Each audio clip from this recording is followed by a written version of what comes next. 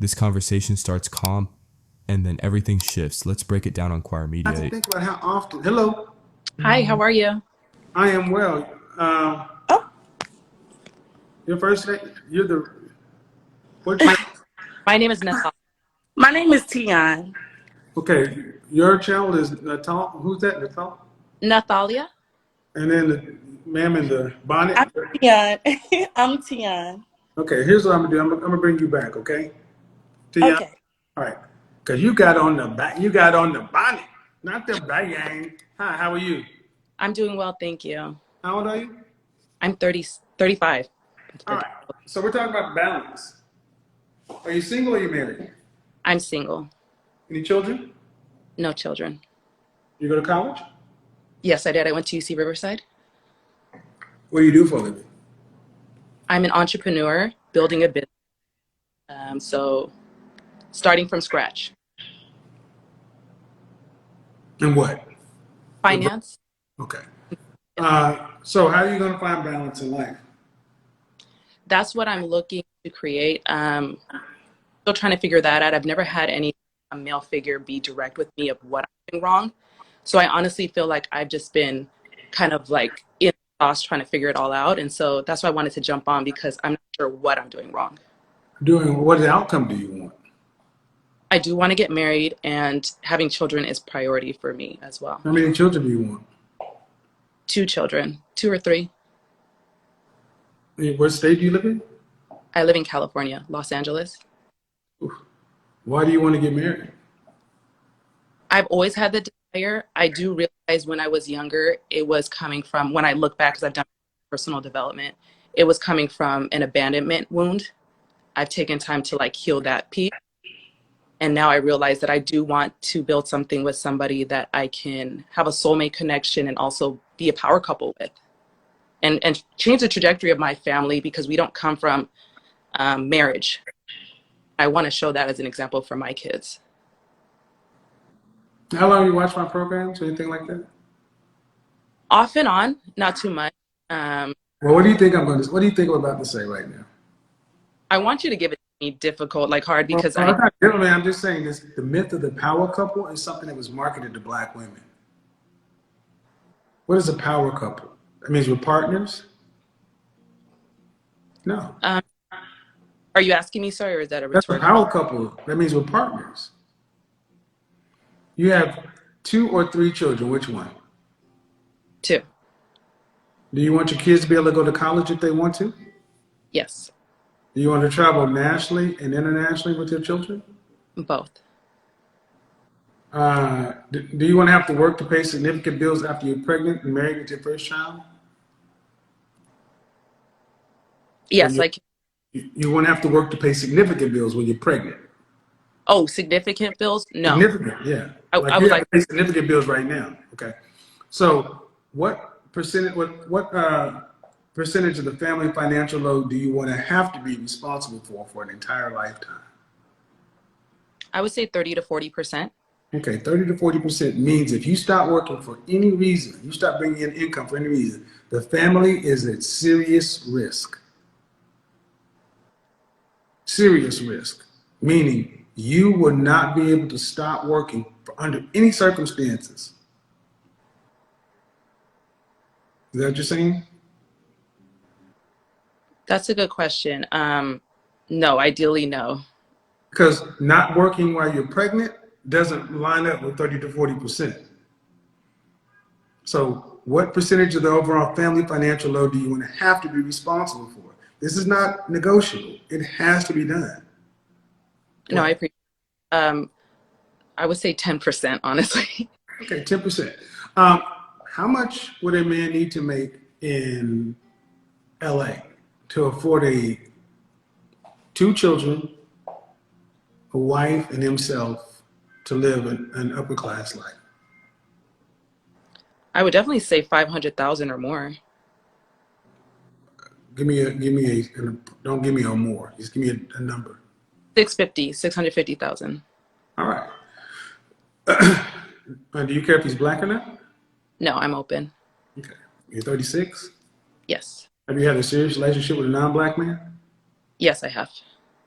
How long did it last? It lasted year and a How half. tall are you? I'm 5'5", Dress size? 4. Okay. Your last serious relationship was how long ago? My last serious relationship was 6 years ago. Okay. And the last time you've been intimate?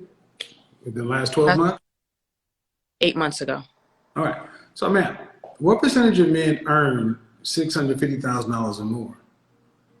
Well, from the conversation I heard you speak about earlier, it sounded like it was less than 10%. 10% of men earn $100,000. Okay. 3% of men make a quarter, $300,000, $250,000, or $500,000. 3% of men make, okay, 10%, 100,000. Top 5%, around $250,000. 300,000, you start dropping around 3%. You get over 500,000, you're talking about 1%. And you're talking more than that. So you're talking about a fraction of a percent. So if he can meet, so if a man he can meet that, and how tall? You said you're tall, 5 what? Say that again. How tall are you again? You said you're 5 what? I'm 5'5", 5'8" with heels. Okay. So how tall does he need to be? Anywhere like 5'8" and taller. I'm flexible. Okay.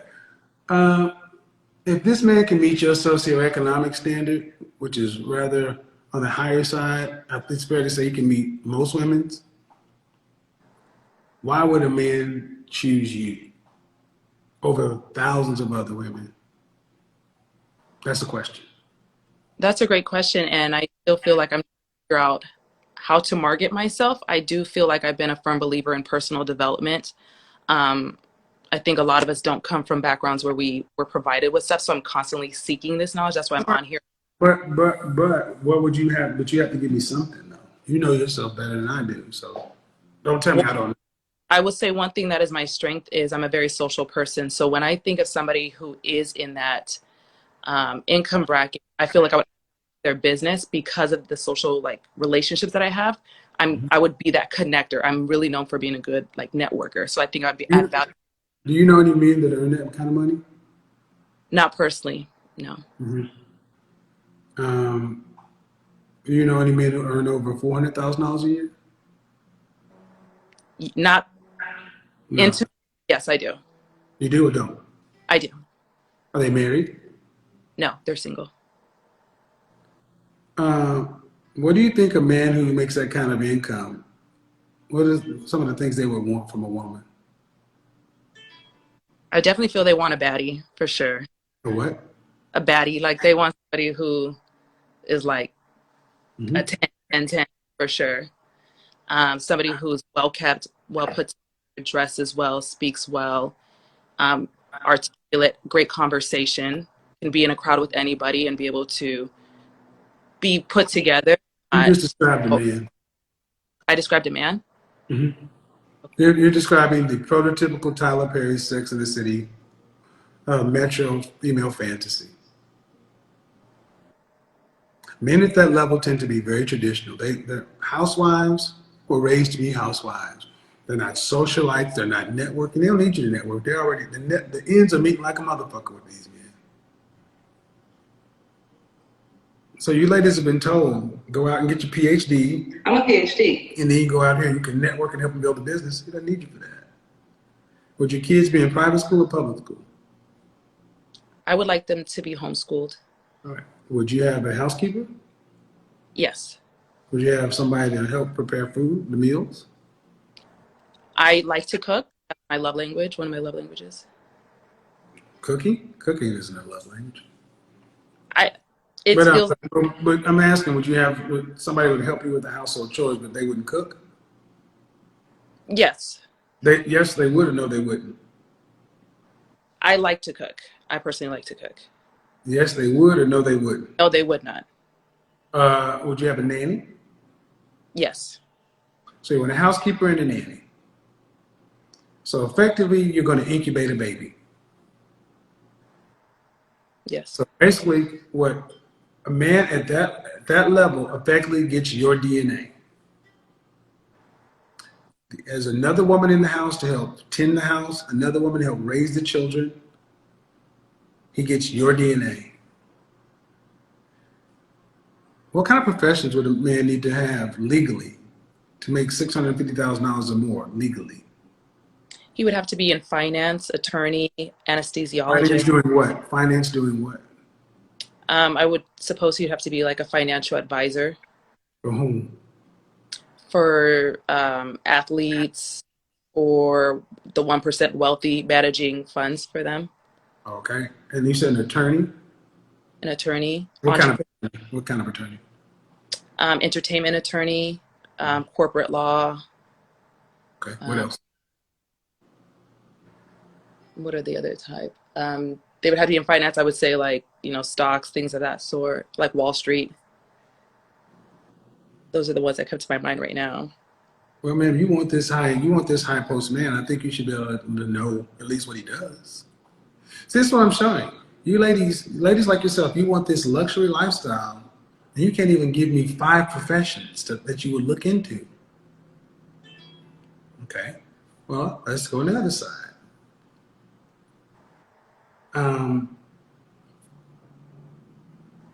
An average or an above average man. Average man makes $40,500. Would you date an average man? Seriously? I have. No. Can I? Would you marry an average man? Yes. That means you'd have to work and bring home substantial money. Because Yes. your lifestyle and his lifestyle are different. You'd be the breadwinner. You would do that.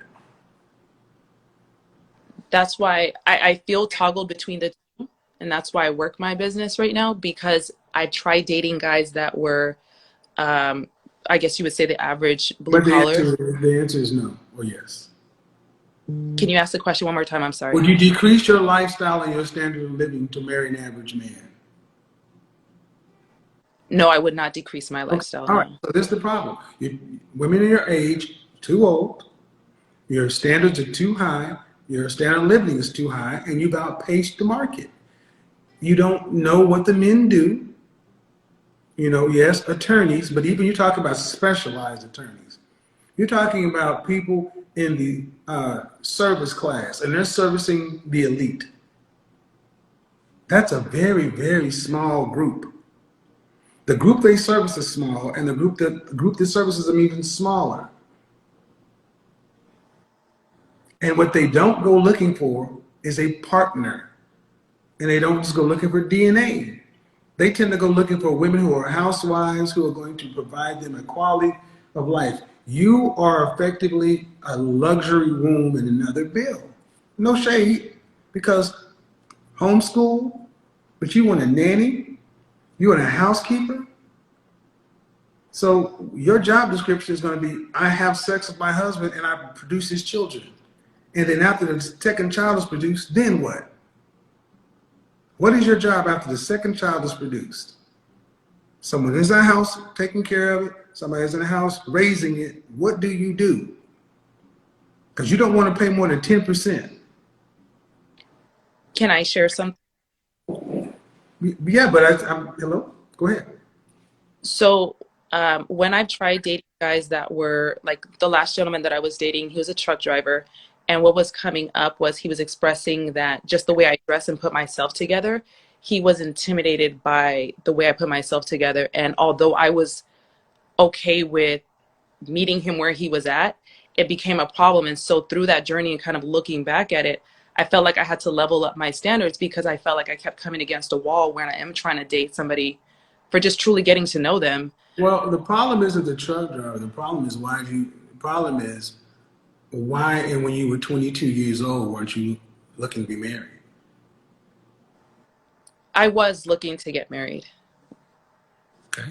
You've been engaged? Yes, I have. Who called off the engagement? I did. Why? It was emotionally abusive. So you've not dealt with any suitable men in your life that were marriage minded? I did not know how to look for that at the time, no. But the answer is you have. You just didn't know.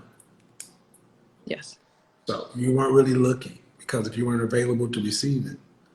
So do you make room for the possibility of the fact that this is what tends to happen with women? You're hypergamous. You want a man to have at least what you have. What happens the longer you work in your profession? You make more money. The older one gets, the more you've experienced. You want a man that's way up here, but your sexual marketplace value is down here relative to this. And if this man is up here, just like you would have to settle, he'd have to settle. Is it fair to ask him to settle? No. And he's not going to. And if you don't actually get somebody, and what happens, do you earn over six figures? No, I don't. Have Not you right ever now. earned over six figures? Excuse me? Have you ever earned over six figures? Yes, I did. For how long? 3 years? In LA? Yes. Over 200,000? Not over 200,000, no. Over 150? Less than 150. So due respect, you were making about this. 125. So that was like making $63,000 in Atlanta. So, ma'am, the way you kind of come across your image is like you're making $250,000 in Dallas or Houston. You're an above average earning woman. Okay? But you want a man who's making multiples more. What does your father do for a living? My dad is unfortunately What did he do for a living? he was an X-ray tech and owned like real estate. What did your mother do for a living? He was an RN. Okay. So your mother and father were middle class? Yes. Why in the hell are you looking for a rich man? Because the guys, like I said, that I was meeting. No, ma'am. You're middle class. Your degree is in what? It was in sociology. Sociology. One of those useless degrees. Yeah. So what I'm getting from you is a woman who has this, I have this look, this air, and that's cool.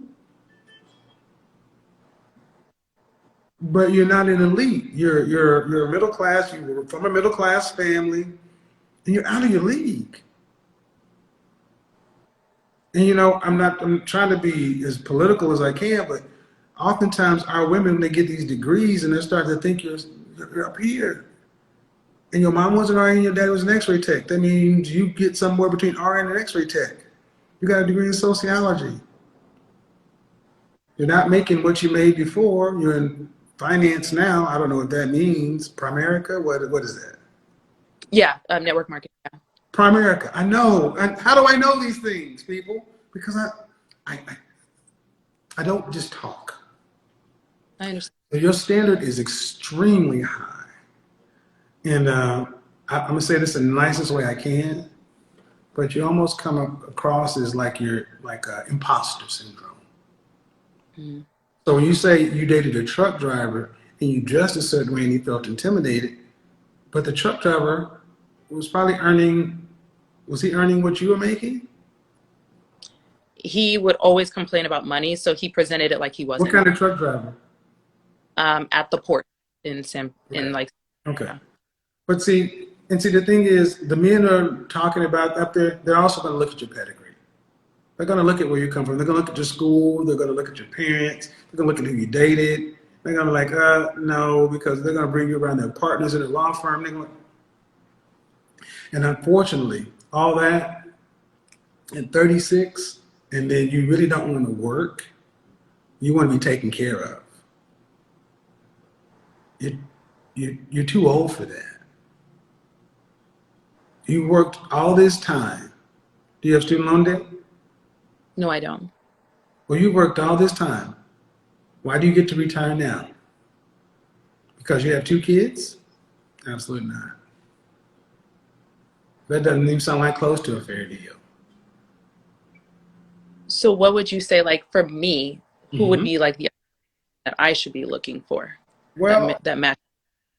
Well, socioeconomically, you'd be good to have somebody who's like an accountant somebody who's like in tech, software engineer, systems engineer, somebody's making 80, anywhere from 60 to 85. But my concern is, and maybe this is because you're a little nervous or whatever, and everybody responds differently, but you don't come across, like you said, the way you dealt with that truck driver. If I asked the truck driver, dating you was blank, how do you think he would say he experienced you?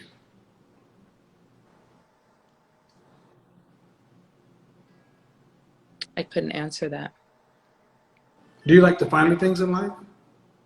I do. I don't like saying no to myself for opportunities and experiences. Okay, but where did you get this? Okay, can you afford these things? I How find can a way to. That means no. If you find a way to pay for them, that means you cannot afford them. Okay. Afford means you can afford to pay for them 3 times over in cash after all your obligations are met. Can you afford these things? No. Then it's almost like you're kind of living a pretentious lifestyle. So you're putting yourself in environments and places around. That's why I said the imposter thing. So, and I don't want to get too much into that because I don't know you and I don't want to imply, but I'm telling you what I feel, what I'm getting from you. That men that are on your level, did you feel like you were settling for the trucker? No. My heart was in. You said that, and how long ago was that guy? How long ago? That was 6 months ago. 6 months ago. I'm sorry, 8 months. But you said your longest relationship was 6 years ago. How long did that last? That was for a year. What's the longest relationship you've ever had? A year and a half. Okay. Sounds like you've had some counseling or some therapy. Yeah, I've had to. Okay. So are you openly affectionate? Yes, I am. Do you express your affection in words? Yes, I'm very articulate with emotional intelligence. So of your relationships, how many of them a man has left you? 1.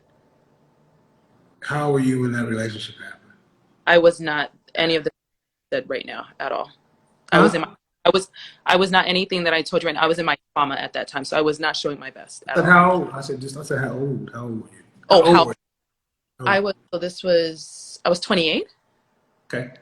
And how many relationships have you had? I've had 4. So 3 out of the 4 you left. Yes. Okay. Well, ma'am, I would say that, if you've already done the work, the therapy, but there's still something amiss. And I know what I'm feeling right now, and I don't want to get into it right now, but there's something that's still askew. And what I'm getting is a little bit like you have this picture in your mind of what a relationship should be. And it'll never be that. It's like, can you become self-aware enough to recognize this is what I am? I'm not up here. If I adjust it from income, I'm an average earner. I mean, you're at Primerica right now. And I got no shade towards Primerica, but it's not like everybody becomes a vice president. People who go to Primerica are generally looking for a way out of corporate America. How long you been doing it? 2 years. And Well, what level I'm are you? in network marketing 2 years. With this company, it's been 6 months. And what level are you at? Regional vice president. Okay. Are you doing financial products? Yes. Okay. So let's see. Well, I don't get wife. I'm gonna tell you right now. When you said power couple, the kind of man who's making the kind of money, they don't want to be partners in power couples. They want cooperative wives who are trying to live this yuppie thing. Possibly an executive wife, which is that's the closest thing to a quote unquote power couple, but I don't know how you would be in a relationship. Have you interviewed your exes? I would like to. I honest to God. But I'm not sure if they would be open to that. I think I it's mean, more. are they married? One is. Okay, just answer, hey, send an email. What was I like to be with? Because they can tell you. Because it's not really. There's a phenomenon that I've seen in the last several years. I call pretty professional problems. You're talking about pretty, you talk about 6, adjustable 6, 8, 9. So cute, pretty, beautiful, professional women who want relationships, but they can't maintain them. I went to Houston to talk about this issue, Chicago, and then in New York, and in LA. That's like your hot. That's where y'all live. LA, Chicago, Houston, New York City. Emotionally unavailable. They look nice. They speak well. They make a good presentation. They'll network. I mean, you put you in a dress at the steakhouse, but then away from that, it's just something's amiss. And what I've noticed is many women like that are afraid to fail. So you sabotage stuff. You want it to always look good. So are you one of these kind of, so, I'm not saying you, but like women who don't like to go out of the house unless every hair is right. It has to No. always look good.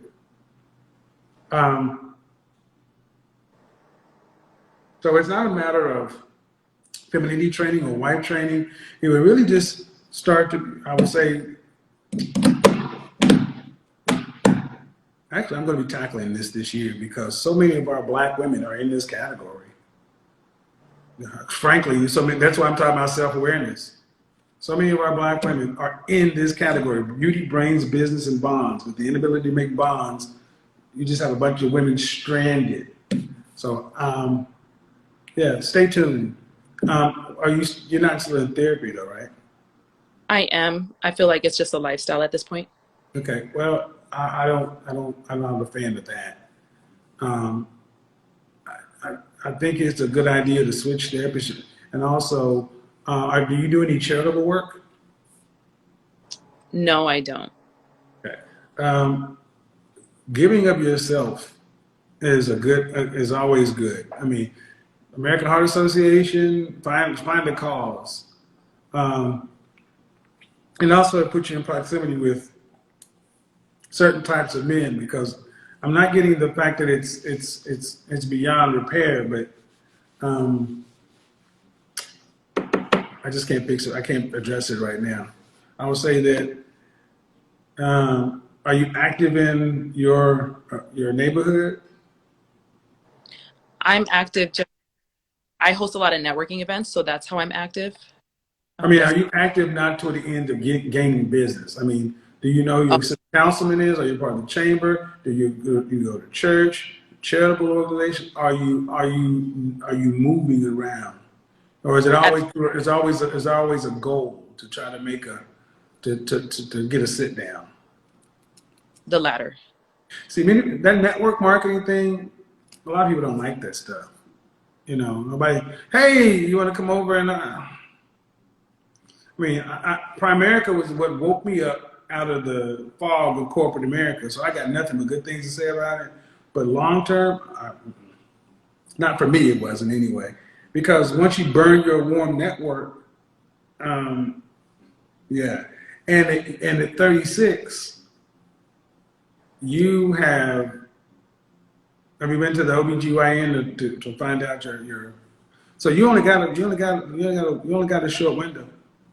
So it's time to start actually putting resources toward it, to start making a deal. You need to find out your deal breakers. I'm going to be honest. that luxury lifestyle you're talking about? Because at the end of the day, that's all a good deal. I mean, just the DNA, you're going to do some work. Just Question. reconsider. Just reconsider. And I got to go ahead and wrap this up. But go ahead. So I climbed in my company and now I'm hitting multiple six figures. How does that change? Because I know you said there's imposter syndrome, but there's also a piece of you want to exude what you want to create in your life as well. So what do you, the question again is what?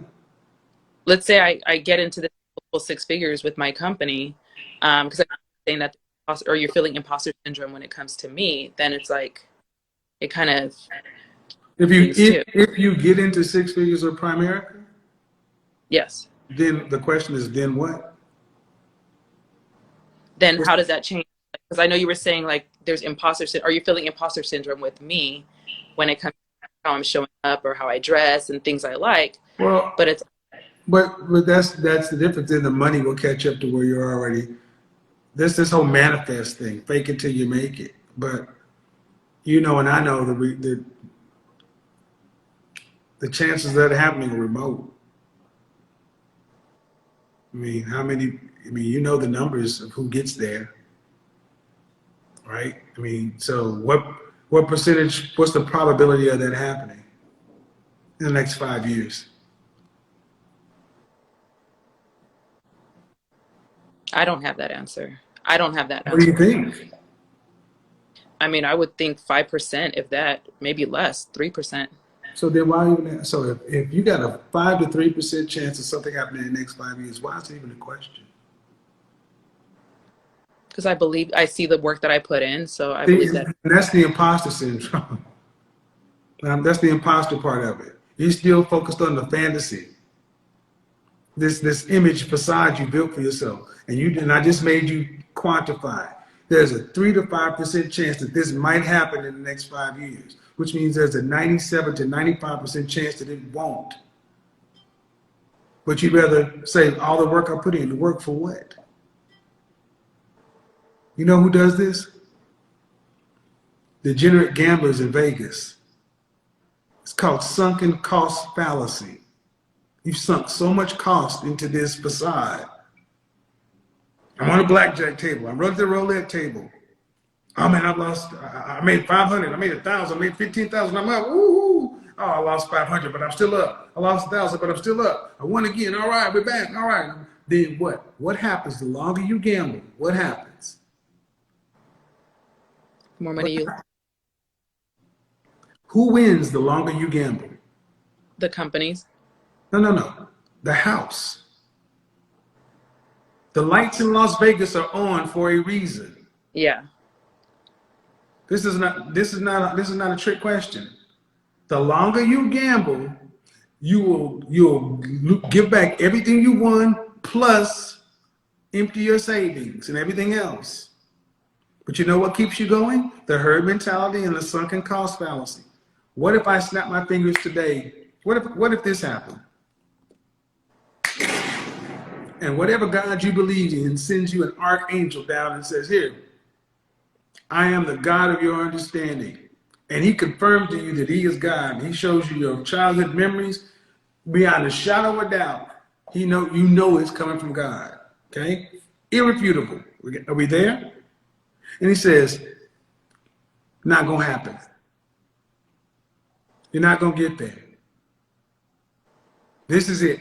You're going to be a mill earner right here. You're going to be comfortable. Never going to happen. It's not what I have for your destiny. Then the angel goes and goes back up to heaven. You're going to still live your life on the possibility it could happen? No. That's what keeps you going. The gamble. But what you do have to look at over the last 36 years, and where's it got you? Here. We're on the same page? We're 100% on the same page. Because money doesn't make you happy. There was a story of a woman who was, in New York, Miss USA or something. You know what I'm talking about? The one that just passed away? Passed away? You mean walked off the top of her building? That's not passing away. She committed suicide. Yeah, it's not passing away. You say death. Yeah. Beautiful black woman right there. Lawyer, successful. Now, right now, she had it all. Money, fame, beauty.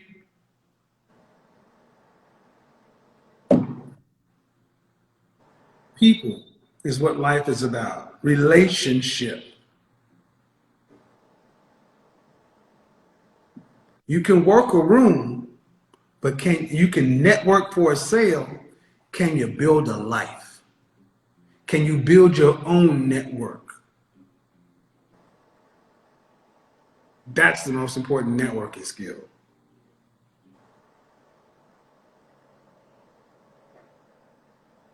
I'm listening, yeah. I'm asking, do you not think so?